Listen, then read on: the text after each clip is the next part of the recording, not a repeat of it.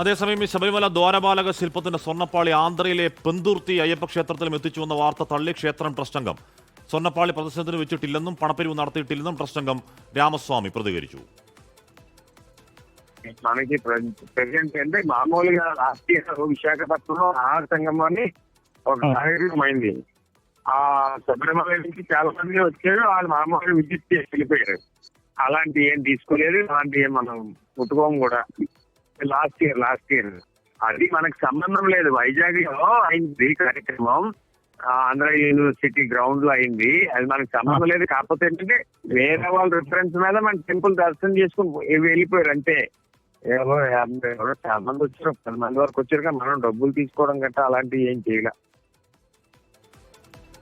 മുഹമ്മദ് റഹീസ് വിവരങ്ങൾ ചേർന്നു. റഹീസ്, അങ്ങനെ ആ ക്ഷേത്രത്തിലേക്ക് പാളി കൊണ്ടുവന്നിട്ടില്ല എന്നാണോ ട്രസ്റ്റ് പറയുന്നത്?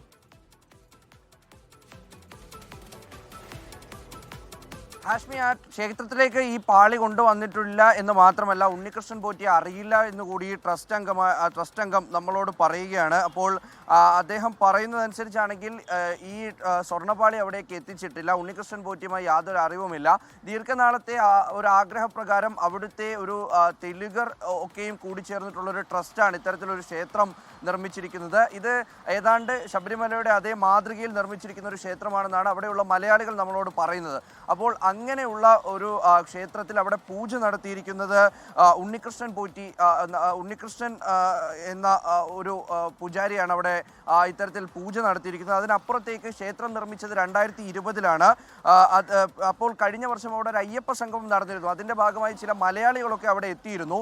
അതിൽ പലരും ക്ഷേത്രത്തിലെത്തി പ്രാർത്ഥിച്ച ശേഷമാണ് മടങ്ങിയത്. പക്ഷേ ഇങ്ങനെ ഒരാൾ അവിടെ എത്തിയിട്ടുണ്ട് എന്ന് അവർ പറയുന്നില്ല, അവിടെ എത്തിയിട്ടില്ല എന്ന് ഉറപ്പിച്ച് പറയുന്നു. ക്ഷേത്രം ട്രസ്റ്റുമായി അങ്ങനെ ഒരാൾക്ക് യാതൊരു ബന്ധവുമില്ല, സ്വർണ്ണപ്പാളി അവിടെ എത്തിച്ചിട്ടില്ല.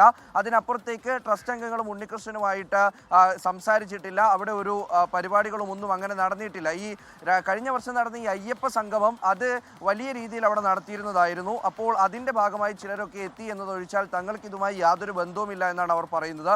ഈ ക്ഷേത്രം വളരെ പ്രൗഢിയോടുകൂടി ഈ അയ്യപ്പ ക്ഷേത്രത്തിൻ്റെ ഒരു രീതിയിൽ, ആ രൂപത്തിലൊക്കെ നിർമ്മിച്ചെടുത്തതാണ്. പക്ഷേ ഈ ആന്ധ്രയിലേക്ക് കൊണ്ടുവന്നുവെന്ന് പറയുമ്പോൾ, ഈ ക്ഷേത്രത്തിലാണ് അത് വച്ചത് എന്ന് പറയുമ്പോൾ അവിടുത്തെ ക്ഷേത്രം ട്രസ്റ്റ് അംഗങ്ങൾ തന്നെ അത് തള്ളുകയാണ്. നേരത്തെ വിജിലൻസിന്റെ കണ്ടെത്തലായിട്ടാണ് ഇത്തരത്തിൽ ഈ ഉണ്ണികൃഷ്ണൻ പോറ്റി ഇത് ആന്ധ്രയിലേക്ക് കൊണ്ടുപോയെന്നും അവിടെ ഒരു പ്രദർശന വസ്തുവാക്കി എന്നുമൊക്കെ പറയുന്നത്.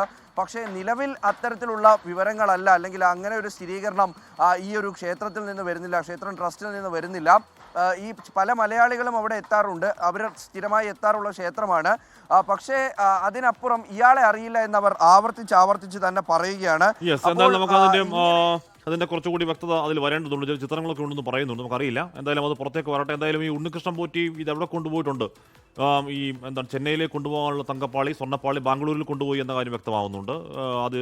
അതെന്താണ് ചെന്നൈയിൽ തന്നെ ജയറാമിൻ്റെ വീട്ടിൽ കൊണ്ടുപോയെന്നത് വ്യക്തമാവുന്നുണ്ട്. അപ്പോൾ ആരുടെയൊക്കെ വീട്ടിൽ കൊണ്ടുപോയി, എന്തിനു വേണ്ടിയാണ് ആ വീട്ടിൽ കൊണ്ടുപോയത്, അതിനെന്തെങ്കിലും ധനസഹായം അല്ലെങ്കിൽ സാമ്പത്തികം ഇയാൾ കൈപ്പറ്റിയിട്ടുണ്ടോ, ഏതൊക്കെ ക്ഷേത്രങ്ങൾ കൊണ്ടുപോയി, അതിനുള്ള ചെലവും അതിനുള്ള എന്തെങ്കിലും പ്രതിഫലം ഉണ്ടായിട്ടുണ്ടോ തുടങ്ങിയ കാര്യങ്ങളൊക്കെ വിജിലൻസ് അന്വേഷിക്കുന്നുണ്ട്. ആ അന്വേഷണത്തിൽ അത് വ്യക്തമാവും. ലോകത്തെവിടെയായാലും ഏത് സമയത്തും 24 വാർത്തകളും ഓഗ്മെന്റഡ് റിയാലിറ്റി പാക്കേജുകളും എക്സ്പ്ലെയിനറുകളും വിശദമായി കാണാൻ ഞങ്ങളുടെ യൂട്യൂബ് ചാനൽ നിങ്ങൾക്ക് സബ്സ്ക്രൈബ് ചെയ്യാം.